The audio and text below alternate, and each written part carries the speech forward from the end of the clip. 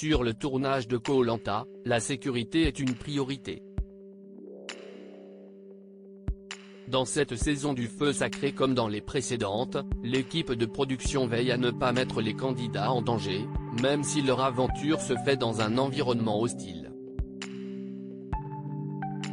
Plusieurs aventuriers en ont fait l'amère expérience, comme Quentin qui a mangé le fruit d'un pandanus ou Franck, qui lors de la saison du totem maudit s'était intoxiqué en mangeant un taro sauvage.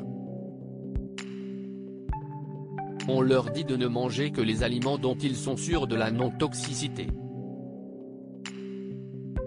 En France, quand vous vous baladez en forêt, vous n'allez pas croquer dans un champignon que vous ne connaissez pas.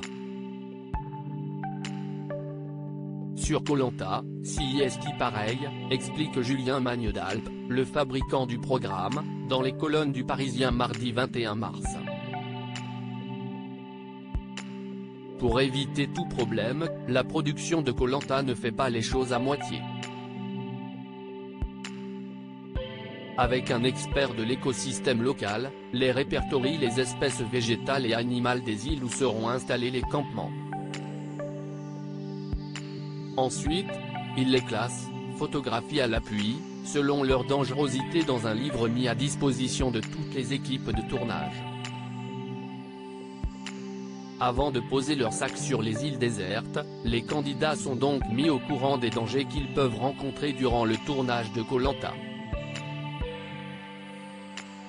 On leur rappelle les espèces protégées qu'ils ne peuvent pas chasser, comme les tortues marines, les dauphins ou certains oiseaux, ajoute-t-il. On les alerte aussi sur les risques spécifiques qu'ils vont rencontrer. Les aventuriers de cette saison ont eu en plus une consigne de sécurité spécifique. Sur Koh Lanta, il n'y a pas de risque zéro selon le Parisien. En effet, la production leur a demandé de se méfier de l'Inga, un arbre dont la sève noire peut générer des irritations douloureuses. Il n'y a pas de risque zéro car CIST une vraie aventure en milieu naturel.